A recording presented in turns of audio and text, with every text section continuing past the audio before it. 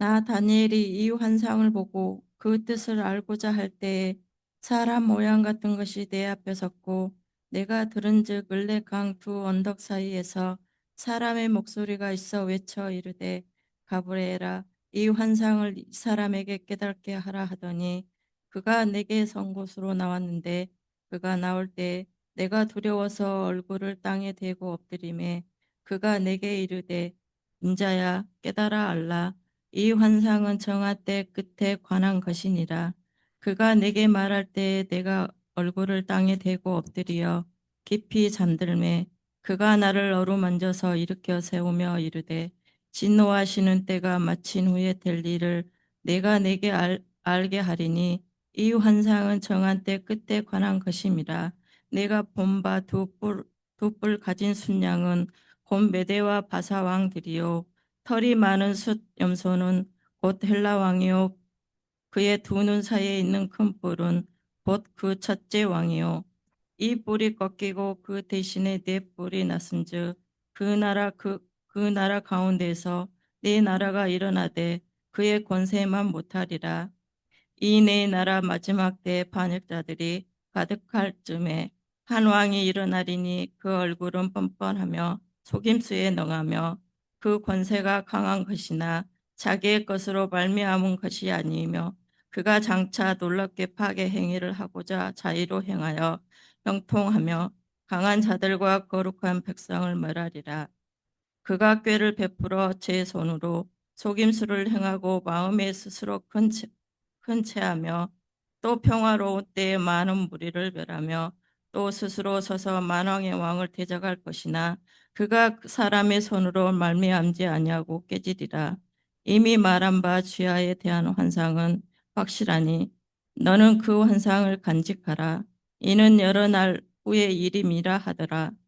이에 나 다니엘이 지쳐서 여러 날 앓다가 일어나서 왕의 일을 보았느니라. 내가 그 환상으로 말미암아 놀랐고 그 뜻을 깨닫는 사람도 없었느니라. 아멘. 아멘.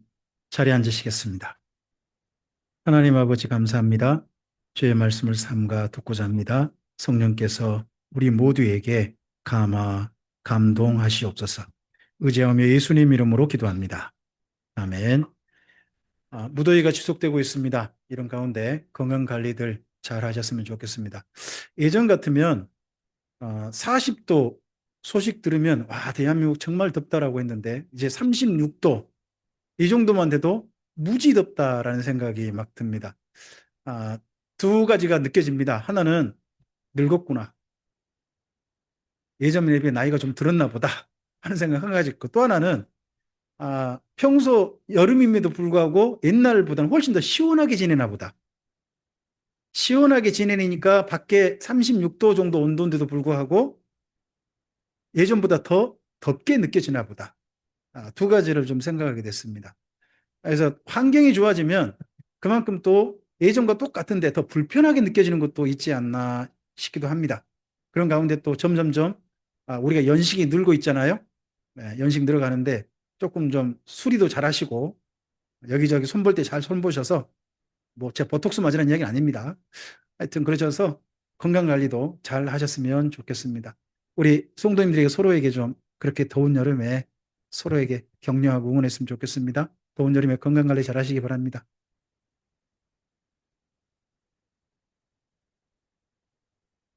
네, 지난주 우리는 다니엘서 7장에 다니엘이 보았던 바다에서 올라온 네 짐승의 환상을 보았습니다.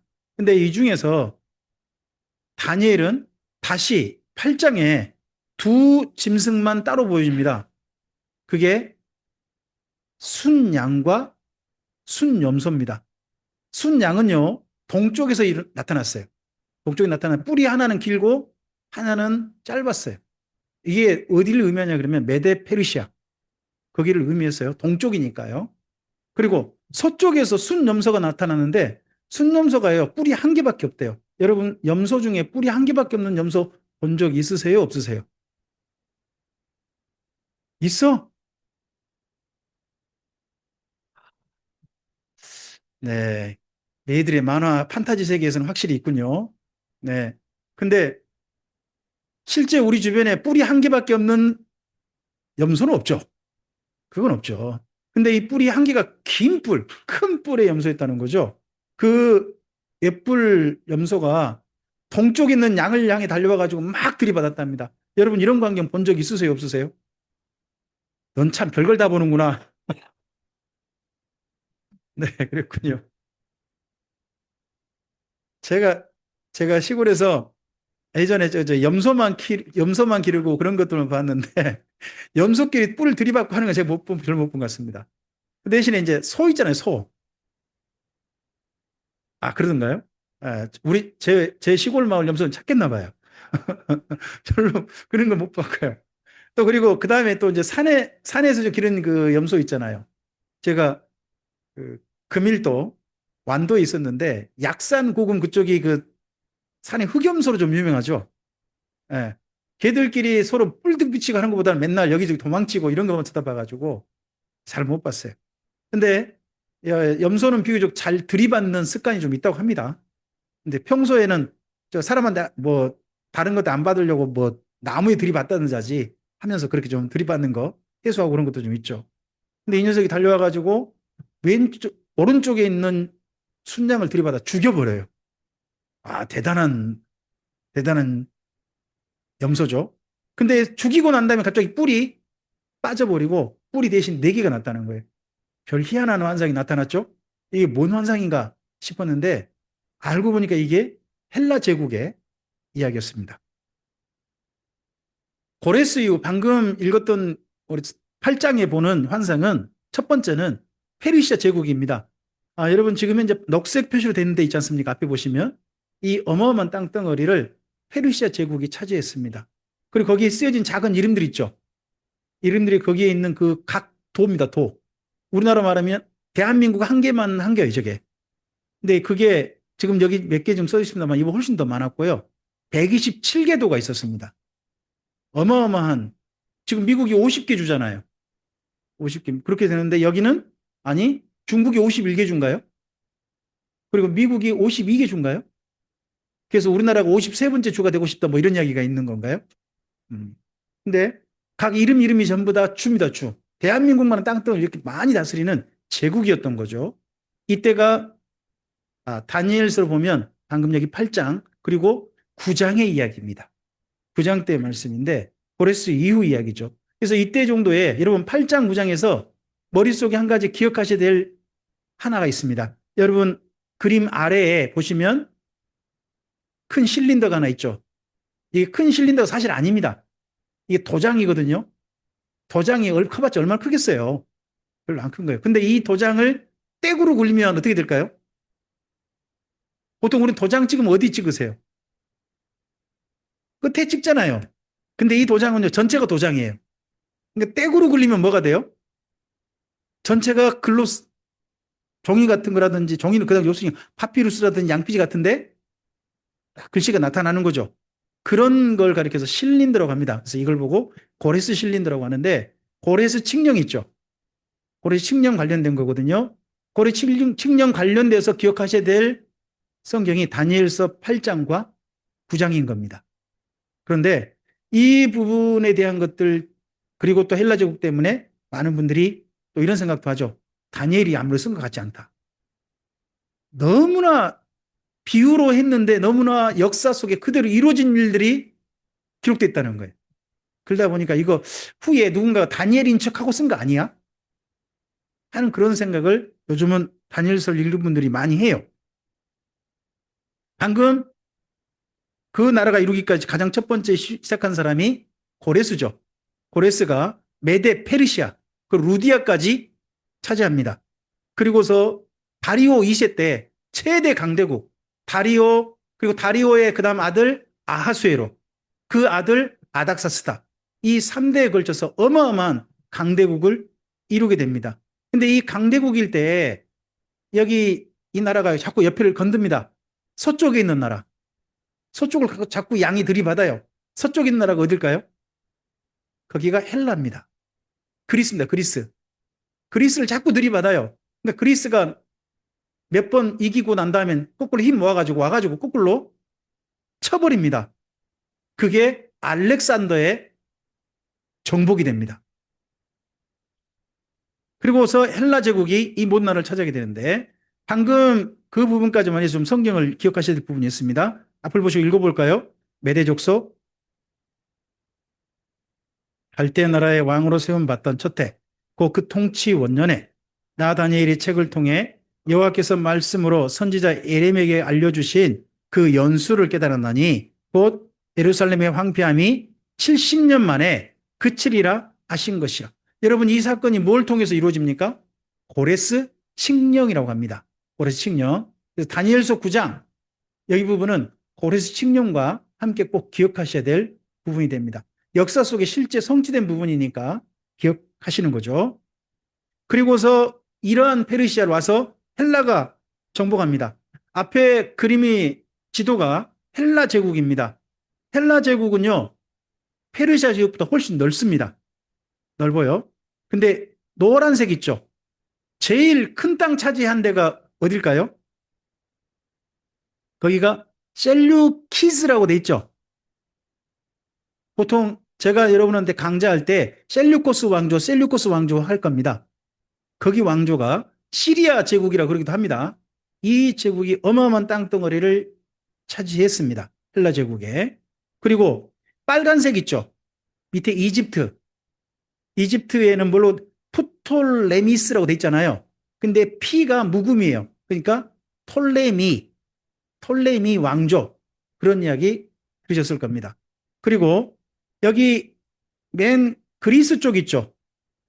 그리스 쪽 이쪽 땅덩어리를 차지하고 있는 데가 있는데 킹덤 오브 여기 CASSANDER 있잖아요.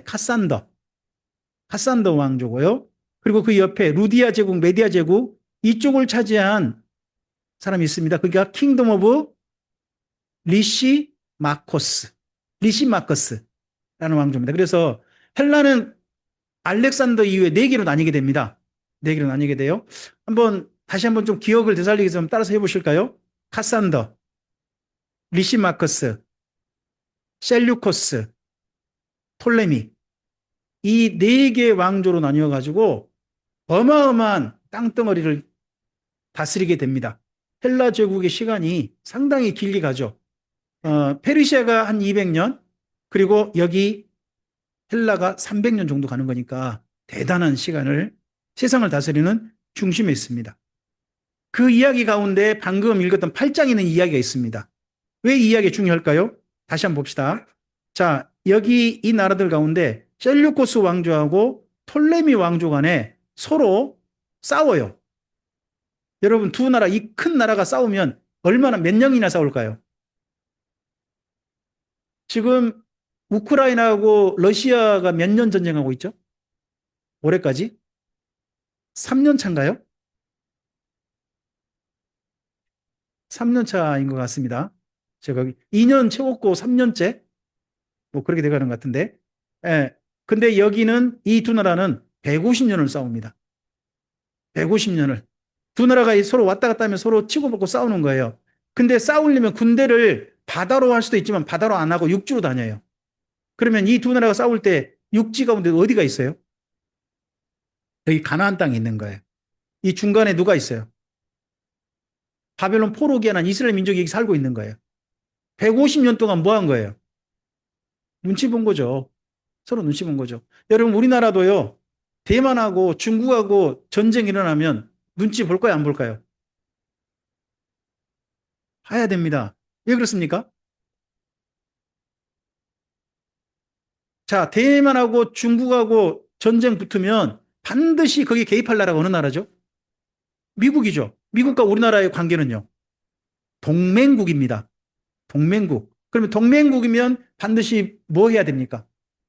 참전해야 됩니다. 함께 전쟁에 끼어들어야 됩니다. 그래서 우리나라는 반드시 여기 끼어들어야 됩니다. 개입해야 돼요. 이건 서로 간의 동맹이니까 서로 약속은 또 그래도 지켜야 되겠죠. 근데 이 부분도 그러한 입장에 좀 볼 수 있는 부분이 있다는 거죠. 150년이나 됐는데 여기 이스라엘 민족이 양쪽 나라 눈치 보고 사는 거죠. 그때 일어난 일입니다. 이 사건이 굉장히 중요한 사건입니다. 이게 8장에 기록된 사건인데 다시 이걸 10장과 11장에 다시 한번 또 말하게 됩니다. 그래서 굉장히 중요한 사건이니까 여러분들 좀 표시를 해놓으신다든지 하셨으면 좋겠습니다. 앞을 보시고 함께 읽겠습니다. 그중 남쪽과 동쪽과 또 영원한 땅을 위하여 힘이 커지더니 그것이 하늘 군대에 미칠 만큼 커져서 그 군대와 별들 중에 몇을 땅에 떨어뜨리고 그것들을 짓밟고 또 스스로 높아져서 군대의 주제를 대적하며 그에게 매일 드린 제사를 없애버렸고 그의 송소를 이게 무슨 이야기인가? 시리아 제국에서 한 황제가 나타날 거예요. 이 황제가 셀류코스 안티오코스 4세라고 합니다. 이 황제가 나타나서 전쟁을 일으키는데 그 전쟁에 휩쓸려서 가나안 땅, 특히 예루살렘마저도 전쟁에 휩쓸리게 될 거예요. 심지어 예루살렘에서 무슨 일이 벌어지게 됩니까? 매일 드린 제사를 폐하고 성소를 훼손하는 일들이 있게 됩니다. 성소 안에 제우스 신상을 세우고 3년 반이나 돼지피를 뿌리는 그런 일을 하게 됩니다. 그 일의 기록이 여기 8장에 있어요. 이 일이 실제 역사 속에 이루어지게 됩니다. 그러니까 많은 분들이 의심을 하는 거예요. 이런 일들이, 이렇게 자세한 일들을 정확히 역사 속에 실제될 일을 어떻게, 다니엘이 무려 몇 년 후에 일어날 일이죠. 다니엘대로 본다면 다니엘이 지금 페르시아 제국 이제 시작할 때잖아요. 그럼 200년. 그러니까 그 다음에 또 그 다음에 300년 사이니까 한 300년, 400년 정도 후에 일어날 일이잖아요. 그 일들을 이렇게 한다? 대단한 거잖아요. 도대체 자세히 그러다 보니까 학자들이 뭐야, 이거 혹시 누군가 나중에 다니엘이라는 이름을 가지고 누군가가 쓴 거 아니야? 그렇게 생각하는 분도 여러분 있을만 하죠. 이 정도니까 있을만 하다는 겁니다. 물론 저는 다니엘이 썼다고 생각을 합니다. 저는 그렇게 생각을 합니다. 하지만 그건 생각이 나름이지 실제 나중에 여러분 천국 가가 다니엘이 썼다 그러면 감사한 거고, 다니엘하고 다른 분이 내가 다니엘 이름으로 대신 썼어요 하면 여러분 어떻게 할 거예요? 그렇군요. 제가 잘못 생각했군요. 이거 그래야 하죠. 그날은 천국 가서. 자, 이 이야기를 한 번 더 이야기해 줍니다. 이때가 중요해요. 여기 말씀이 함께 읽어봅시다. 내가 들은즉 사람의 목소리가 있어 외쳐 이르되 가브리엘아, 이 환상을 이 사람에게 뭐하게 하라? 깨닫게 하라 하더니 그가 내가 선 곳으로 나왔는데 그가 나올 때 내가 두려워서 얼굴을 땅에 대고 엎드리매 그가 내게 이르되 인자야 깨달아 알라, 이 환상은 정한 때 끝에 관한 것이니라. 여러분 깨닫게 하라, 깨달아 알라 하면서 무엇을 알려줍니까? 정한 때 끝에 관한 겁니다. 여러분 정한 때 끝 그러면 어디가 떠오르세요? 어느 시점, 시간. 정한 때 끝 그러면 어디가 떠오르세요? 이것 때문에 예수님 재림 때라고 여기가 한 거라고. 그런 이상한 오해를 누가 했느냐? 안식교에서 했어요. 안식교에서 하다 보니까 이걸 가지고 그 이후에 이 정한 때 이게 3년 반 동안 있게 되거든요. 그러다 보니까 나중에 요한계시록 때 어떤 때가 있다? 전 3년 반, 후 3년 반. 그게 있게 된다. 그러고 난 다음에 주님 오신다. 이런 이야기를 하게 돼요. 근데 여기 정한 때 끝이라는 말을 여러분 잘 이해를 하셔야 돼요. 물론 정한 때 끝이라는 표현은 우리에게 딱 이렇게 표현됩니다. 따라서 해볼까요? 말세. 정한 때 끝을 뭐라고 한다고요? 말세라고 해요. 근데 말세라는 시간은요, 시작이 있고 끝이 있어요. 여러분 말세의 시작은 무엇이고 말세의 끝은 무엇일까요? 성경에서 말하는 말세, 시작은 무엇이고 끝은 뭐예요? 예수님의 초림이 맞습니다. 초림이 뭐예요? 시작이에요. 그러면 끝은 뭘까요? 재림이에요. 그럼 초림부터 재림 때까지 그 기간 전부를 뭐라고 불러요? 말세라고 부르는 거예요. 그럼 예수님 초림하죠. 지금 우리는 지금도 살고 있는 거잖아요. 그럼 우리는 지금 말세 속에 살고 있는 거예요. 대신에 시간으로 하면 어디에 가까워질까요? 끝을 향해 가고 있겠죠. 그러니까 우리 선배 목사님들께서 예전엔 이렇게 표현했어요. 근데 이 표현이 어느새 많이 좀 사라진 것 같아요. 지금 우리는 말세지 말에 살고 있다. 말세란 기간 중에도 어디 부분? 뒷부분에 살고 있다 하는 겁니다. 그러면 우리 때 끝날까요? 한참 더 있다 끝날까요? 맞아요. 몰라요. 그건 몰라요. 그건 하나님께서 정하신 거예요. 다만 예수님 초림부터 지금까지 2000년 지났잖아요. 말세란 기간이 많이 주어진 거예요. 많이 주어져서 지금도 있고 앞으로도 어떤 일이 올지 모르는 거죠. 그거에 대한 깨달음이에요. 대신에 여러분 예수님 초림 직전에 이스라엘 민족이 당할 일에 관한 거란 말이에요. 여기 정한 때 끝이라는 것이 예수님 재림 때 일이 아니에요. 예수님 초림 사건 그 바로 전에 그 직전에 겪을 일이라는 거죠. 그래서 이 사건과 관련해서 이스라엘 민족이 하는 왕조가 출발하게 됩니다. 그 왕조 이름이 하스몬 왕조라고 합니다. 자, 구약 성경에서 깨닫다 하는 단어가요. 앞을 보실까요? 여러분 히브리어로 뭐라고요? 빈이에요, 빈. 빈 그럼 뭐가 떠오르세요? 저는 첫 번째는 오스트리아의 수도 빈이 떠오르더라고요. 근데 이 빈이라는 말이 그 소세지와 관련이 있더만요. 영어로 하면 비엔나라고. 비엔나가 빈이래요. 비엔나가 빈. 예, 영어로 하면 비엔나라고 그래요. 이게 저는 소세지가 떠오르더라고요. 그래서 앞으로 오스트리아 그러면 이제 소세지를 생각하기로 했어요, 저는. 근데 여러분 비인이라는 말이 깨닫다, 자각하다 이런 말인데 우리나라 말로 비었다 그러면 뭔 생각이 드세요? 빈 그러면 이렇게 죄송해요. 골빈? 보통은 그런 빈 히브리어는 깨닫다잖아요. 근데 우리나라 말로 하면 뭔가 생각이 없는 정반대 말이 될 수도 있겠네요. 어감상. 근데 히브리어로는 깨닫다, 자각하다 이런 단어입니다. 이 단어가요. 여러분 여기 다니엘서에 이제 8장부터 12장까지 계속 나와요. 여러분 역사를 보고 우리가 뭐 해야 된다고요? 역사에 대한 환상을 보여주세요. 보여주시면서 여기 다니엘과 이 다니엘서를 읽을 사람들한테 뭐라고 하시는 거예요? 깨달으라. 깨달으라. 여러분 역사는 그래서 성도들이 역사를 보는 시각은 정말 중요해요. 여러분 한번 방금 읽었던 말씀 말고 그다음 찾아보시겠습니까? 9장 한번 가보시기 바랍니다. 9장 1절과 2절을 보세요. 다니엘서 9장 1절 2절입니다. 네. 읽겠습니다. 갈대나라 왕으로 세움받던 첫 해 통치 원년에 나 다니엘의 책을 통해 여호와께서 말씀으로 선지자 예레미야에게 알려주신 그 연수를 깨달았나니 곧 예루살렘의 황폐함이 70년 만에 그치리라. 여러분 이것을 깨닫고 난 다음에 다니엘이 한 게 다니엘의 기도라는 겁니다. 다니엘의 기도 하루에 3번 작정에 기도했던 동쪽 창문을 열고 사자굴에 들어간다 할지라도 기어이 기도했던 그 기도의 출발이 여기에 있습니다. 그 다음 10장을 가보시기 바랍니다. 10장 1절입니다. 10장과 11장은 이야기가 하나입니다. 우리 이야기 지금 2장으로 구분되어 놨는데 한 덩어리 이야기예요.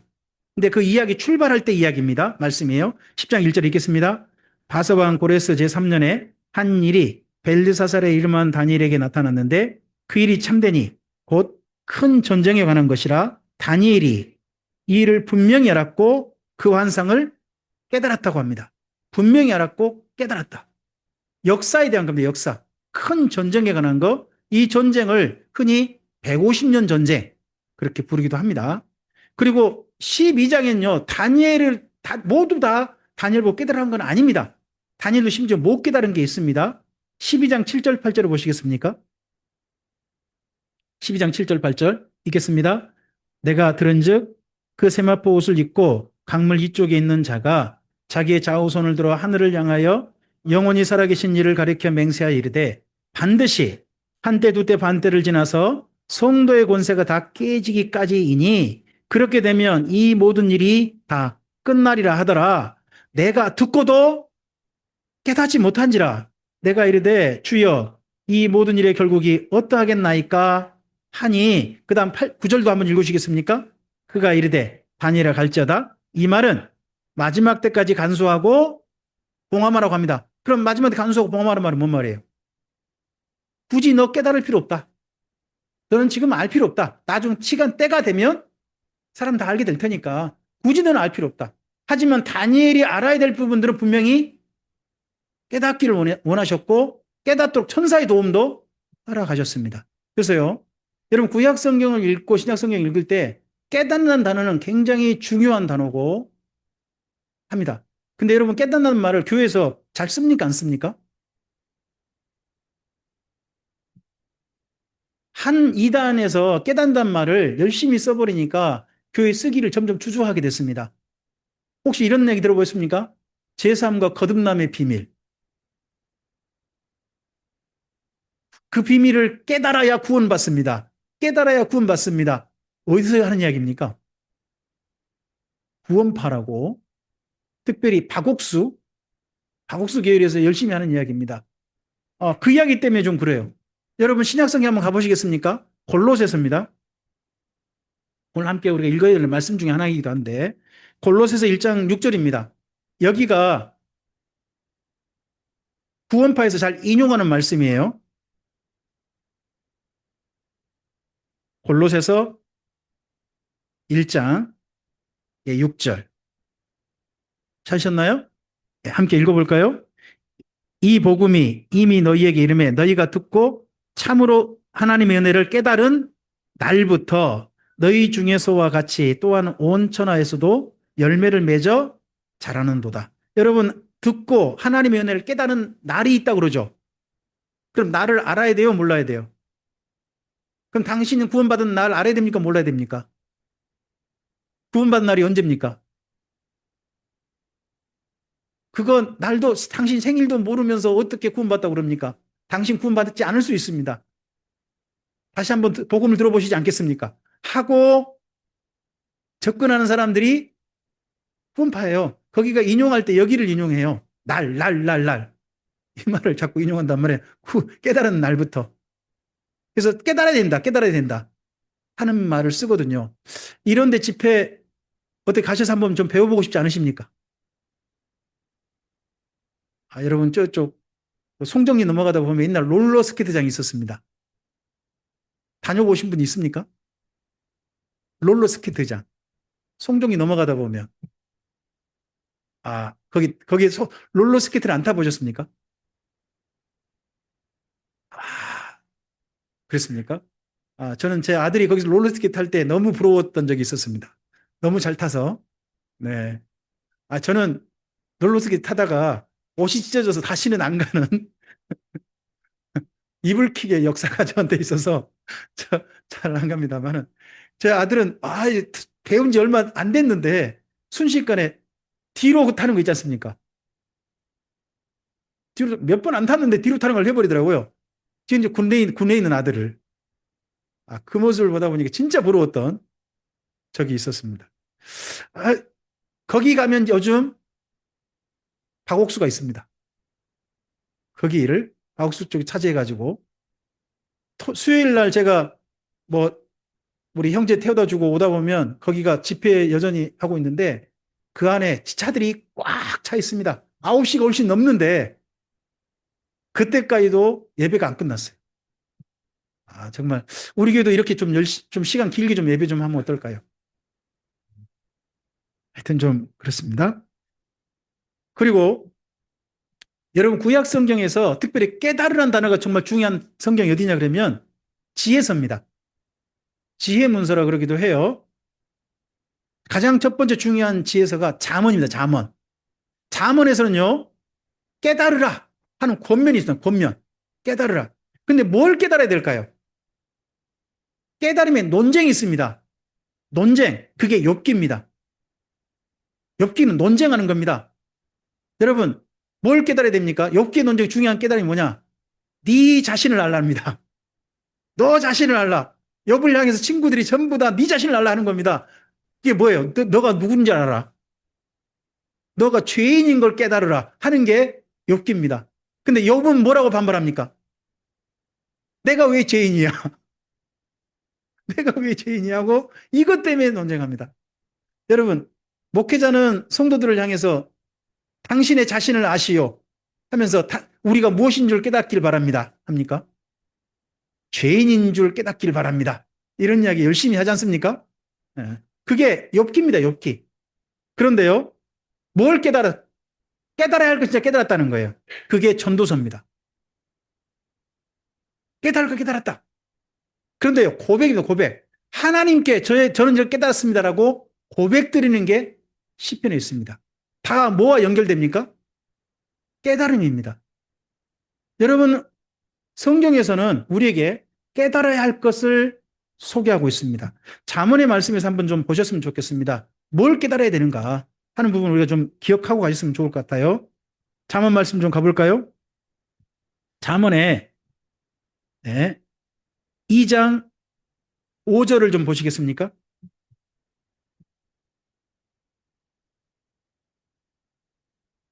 잠언 2장입니다. 2장 5절 함께 읽어주십시오.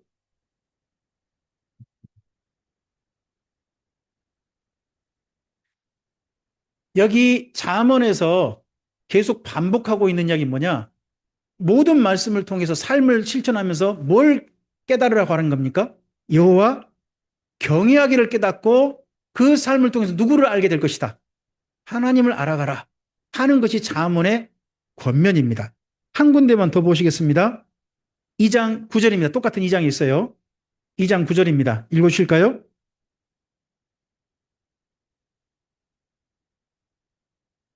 여러분 잠언을 읽으면 잠언에서 무엇을 깨닫도록 돕는 겁니까? 길입니다. 길. 우리 인생의 길. 여러분 선한 게 뭐예요? 세 가지예요. 공의, 정의, 정직. 이것이 선한 겁니다. 이 선한 길을 깨닫도록 돕는 성경이 뭐라는 겁니까? 잠언이라는 겁니다. 여러분 그럼 우리 인생 가운데서 삶의 여러 가지 일들을 만날 수 있고 각자가 정한 길을 갈 수도 있고 다양한 선택을 할 수도 있죠. 근데 그런 가운데서 우리가 반드시 기억해야 할 게 있습니다. 그 모든 삶을 통하여서 우리가 맺어질 열매는 하나님을 경외함이라는 열매로 맺었으면 좋겠습니다. 그분을 알게 되는 걸로 삶이 나아갔으면 좋겠습니다. 삶을 살면 살수록 점점 몰라지는 대상도 있고 알아지는 대상도 있는 것 같습니다. 제가 보니까요, 우리 강영훈 집사님 댁은 고구마에 대해서는 옛날보다 훨씬 더 많이 아는 것 같습니다. 맨 처음에 고구마 농사했을 때 그때보다 훨씬 더 고구마 생리라든지 이런 부분도 훨씬 더 많이 알고 있고 보관이라는 이런 방법도 예전보다 훨씬 더 많은 양을 하는데도 불구하고 어떻게 보관하니 가장 적절한지도 점점 알아가는 것 같습니다. 일을 하다 보면 무슨 일을 하다 보면 점점 좀 알아가는 것도 있죠. 이것도 깨닫는 겁니다. 자각하는 겁니다. 근데요, 살면 살수록 함께하면 함께할수록 깨달아지지 않는 것도 있죠. 저는 그게 관계라고 생각합니다.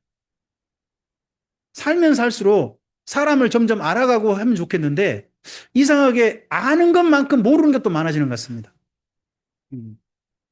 우리 옆에 계신 분한테 한번 좀 물어보시겠습니까? 저를 얼마만큼 알고 계십니까?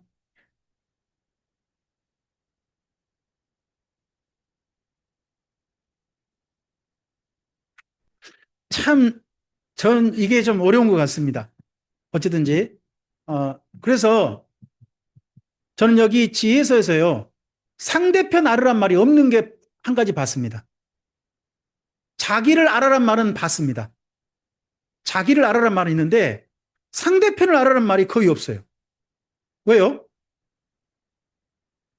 살면 살수록 상대편 안다는 게 쉽지 않다는 겁니다. 그러니까 자기는 똑바로 알아야 돼요.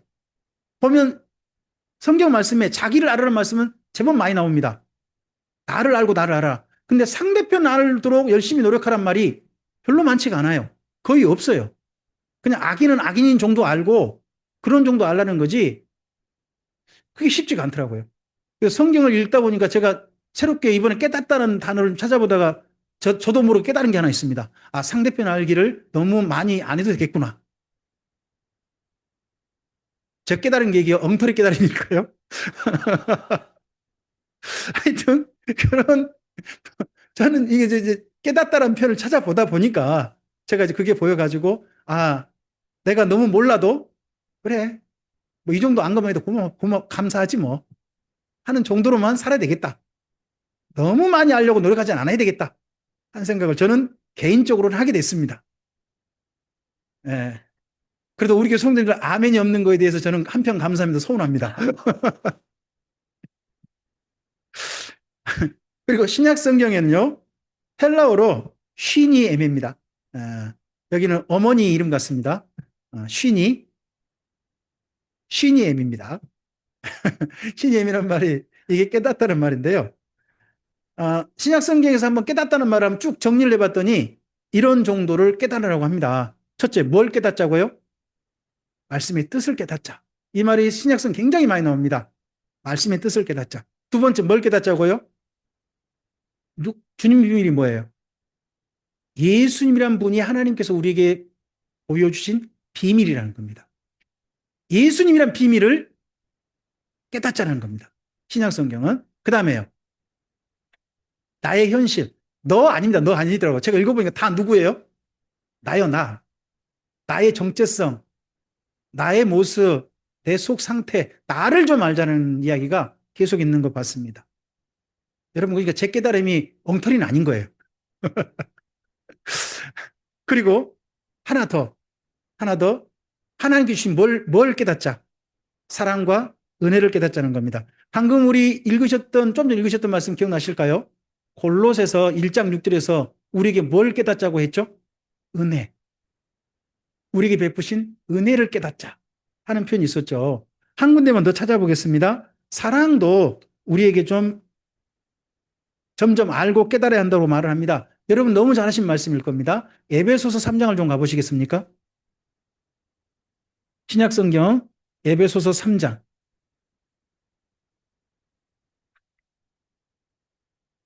먼저 3장 4절을 좀 보십시오. 에베소서 3장 4절. 예, 읽어볼까요?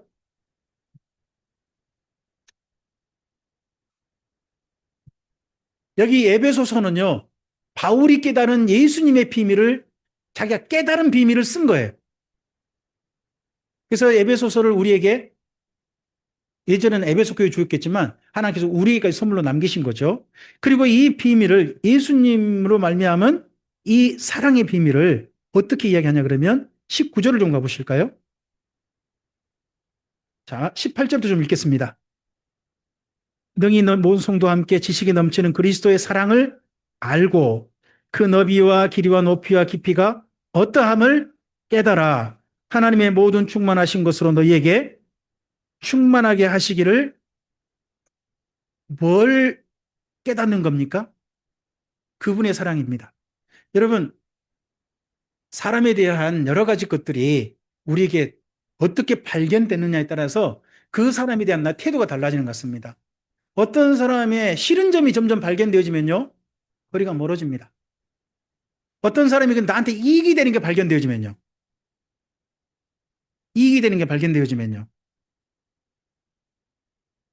속이 조금 좀 거슬려도 가까이 하게 됩니다. 근데 그분이 사랑할 분으로 발견되어지면요, 정말 하나가 돼가는 삶으로 나아갈 것입니다. 여러분은 우리 사람들을 어떻게 발견하느냐는 참 중요하다고 저는 생각합니다. 여기 에베소서에서 예수님에 대해서 어떤 분으로 발견하라고 하냐 그러면 나를 사랑하신 분으로 발견하라고 합니다. 나를 사랑하신 분. 이게 발견되어져야 예수님과 함께 할 수 있다는 겁니다. 사람 사이도 마찬가지 같습니다. 정말 나를 사랑하고 있는 그분이 발견되어지면 거기에 그분과 함께하는 기꺼이 손 잡는 게 행복할 수 있습니다. 하지만 그 손잡고 있음 속에서 사랑이 안 느껴지면요, 손잡고 있어도 마음이 점점점 멀어질 수 있습니다. 그래서 사람과 사람 사이에, 예수님과 우리 사이에도 사랑을 점점 발견하고 알아가는 거, 이건 정말 중요한 거라고 생각합니다. 우리 서로에게 먼저는 그렇게 한번 좀 축복합시다. 예수님의 사랑을 더 많이 확인하시기 바랍니다. 그리고 옆에 계신 분에게 이제 한 말씀 좀 더 해주시겠습니까? 제가 사랑하고 하는 것도 점점점 발견했으면 좋겠습니다.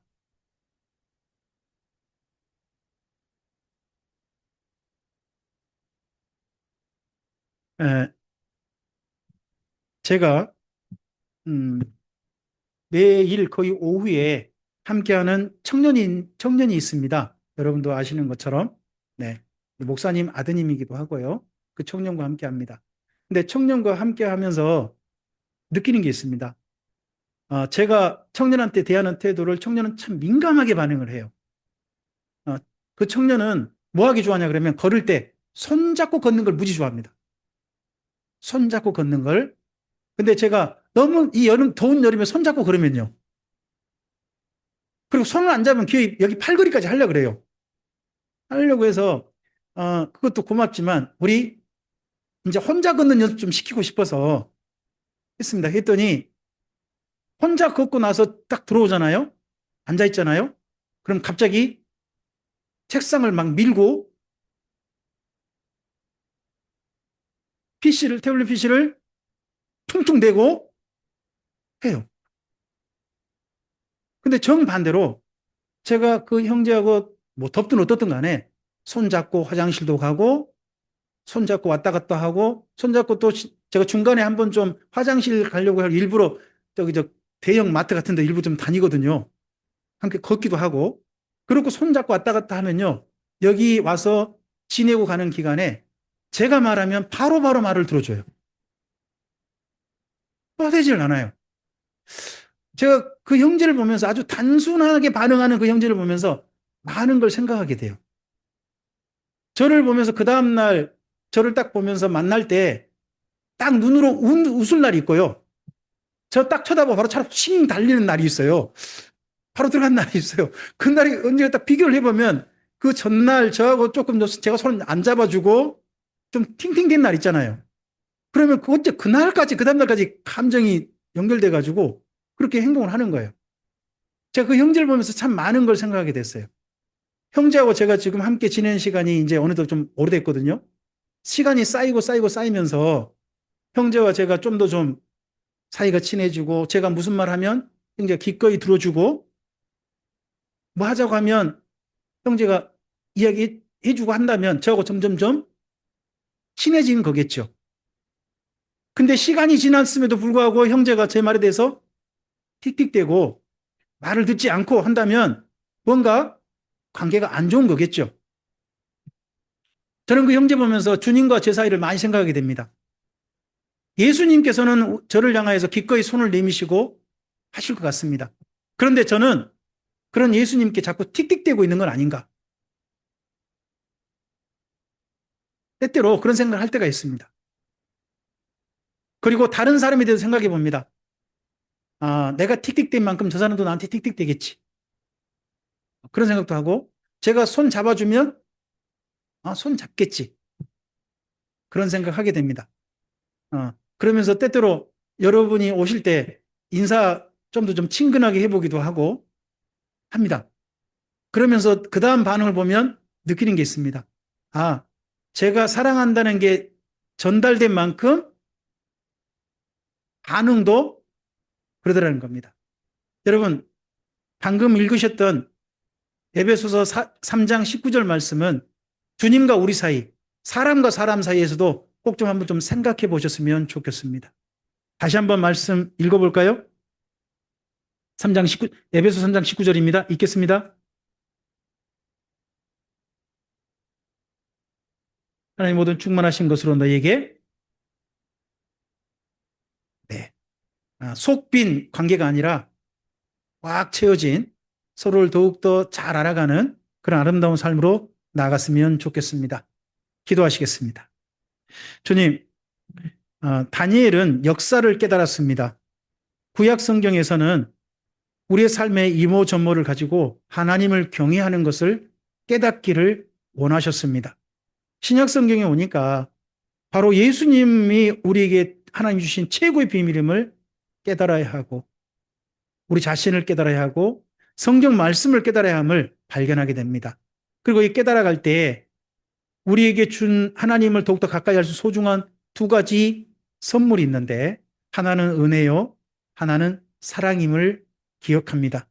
주님, 더욱더 주님과 우리 사이가, 우리와 사람 사이가 하나님이 주시는 소중한 깨달음으로 나아가는, 깨달음으로 말미암아 더 아름답게 나아가는 관계로 나아갈 수 있도록 주님 도와주시옵소서.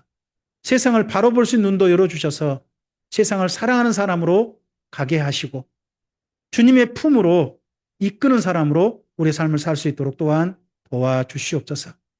주의 선하신 손길이 더욱더 알아가고 깨달아가는 우리 참빛교회 모든 성도들의 삶의 자리에 가득하시기를 소원하오며 예수님 이름으로 기도합니다. 아멘.